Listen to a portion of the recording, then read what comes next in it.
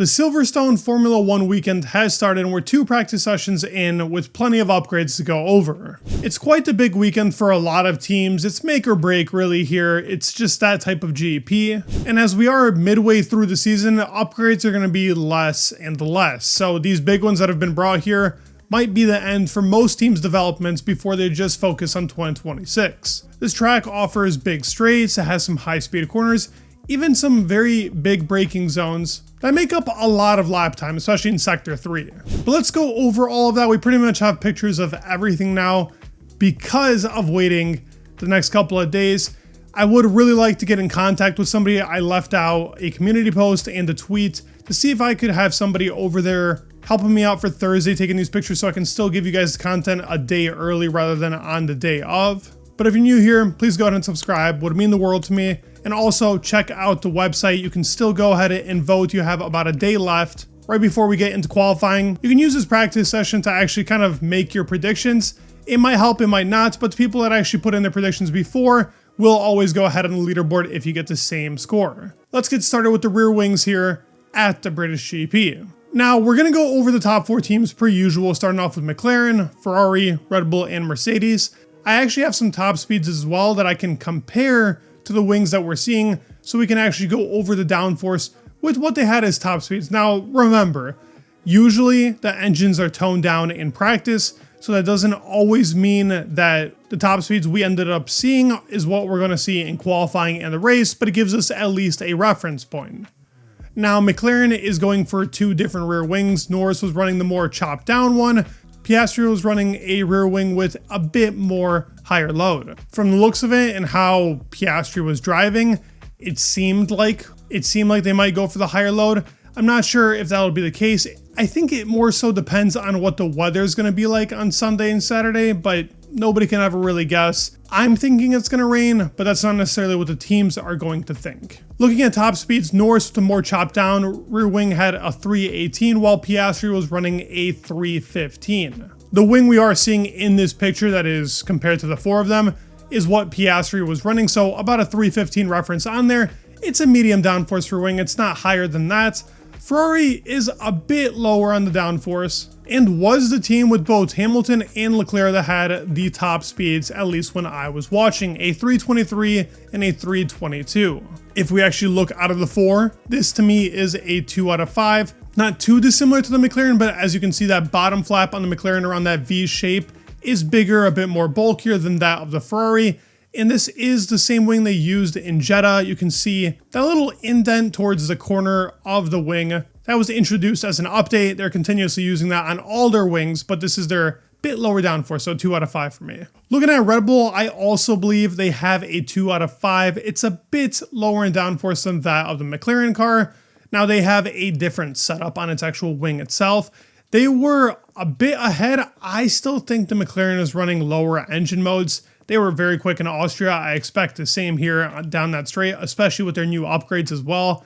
They don't really put a foot wrong, if I'm being honest. It's a bit of a skewed number. I think their engine modes were a bit lower, but the Red Bull car was a 318, close to that of Ferrari, ahead of Norris with Verstappen. But actually, the other Red Bull car put in a 321, which was about 3 kilometers faster than that of the McLaren car. So still a 2 out of 5 for the Red Bull car. Mercedes is running that 3 out of 5 traditional medium downforce that they typically run at pretty much any track. But the car looked good. They had the same speed as the Red Bull car with a bit more of a chopped wing. So 3 out of 5 there on the scale, 321 on the kilometers.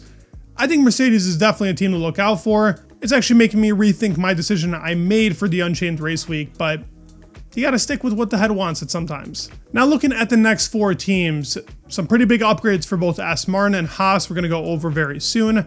Aston, Alpine, Haas, and Racing Bulls.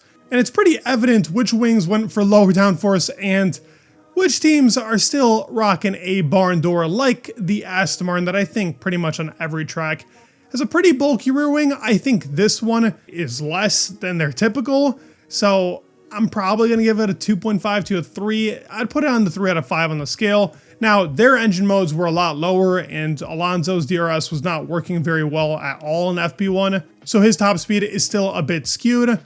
The car actually looks pretty good with these updates. We'll go over them, and it could be a pretty significant performance change. The Alpine car man. Now that's almost at a 1 pretty much on the scale. I could see them using the same rear wing in Monza, and yet again, they still didn't have the top speed of really all the teams. They were somewhere in that mid-pack, rocking a 318 the same as Norris. Yeah, it's going to be a big and good change for them in 2026 with the Mercedes-powered car. Gasly was saying it's going to be one of their worst tracks. The car looked pretty much awful in every corner. Haas car also has some pretty big updates. You actually can't really see too much of the side pod change here, at least in this rear wing picture. But the wing itself, it's a bit more chopped down to that of Aston Martin, pretty comparable. And they were also at a 318, so most teams were around that scale. Racing Bulls is a bit down, 2 out of 5. They were also pretty quick in the practice sessions, pretty impressive. They had a 318 as well. But now we can go into the performance upgrades of the British GP. Starting off with the Sauber car, now there is not much visual change here. The front wing, it's circuit specific, new front wing flap design, just to have lower drag on a track that requires a lot on these straights. And they changed something that's under the car that we cannot see, the floor body. But they've been making changes continuously on the floor, and I gotta say, James Key is improving that car. I have a lot of doubts of that man as technical director. He's made some mistakes, but he's also made some pretty decent cars too.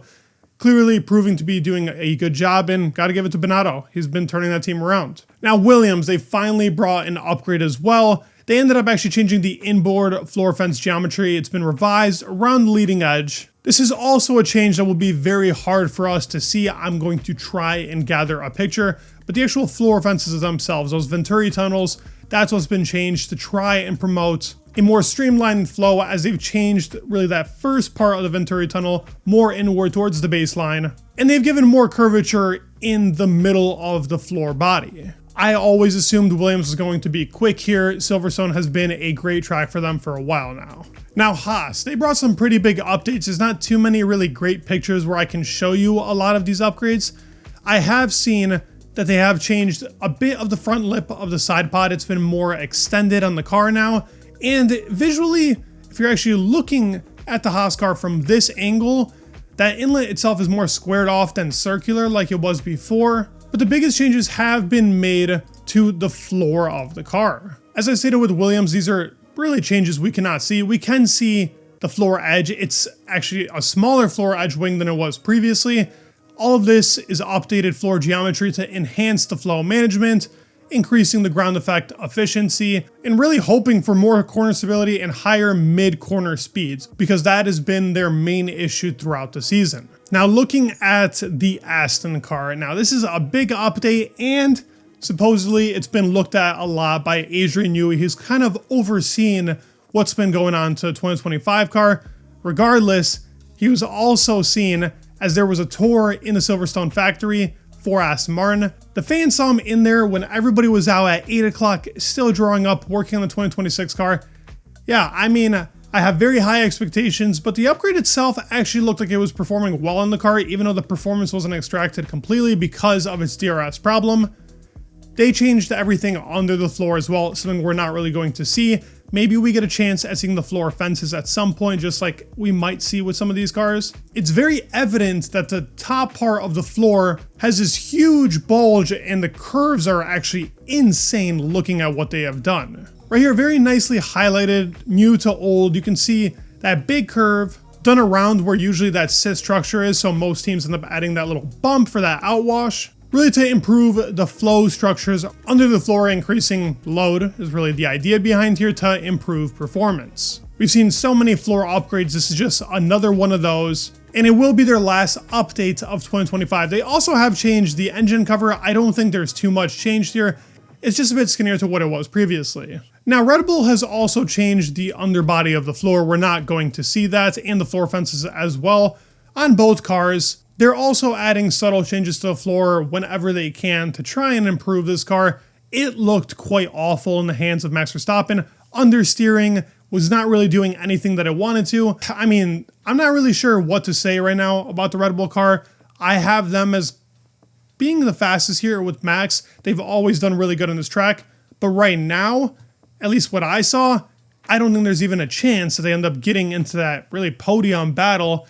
But practice sessions don't always determine everything. Red Bull is typically behind in practice and then puts it all together in qualifying. And the last upgrade that was brought here was the McLaren floor upgrade that I've been talking about for a while now. It looks like my sources were correct, which I am very glad to hear. Now, this is the floor body. It's under the car. We're not going to see it. I think they're still hiding a lot of performance. The car looks pretty rapid out there.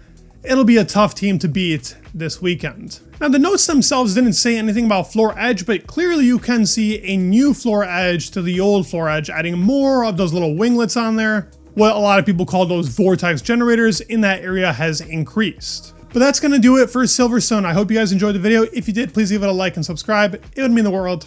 And peace.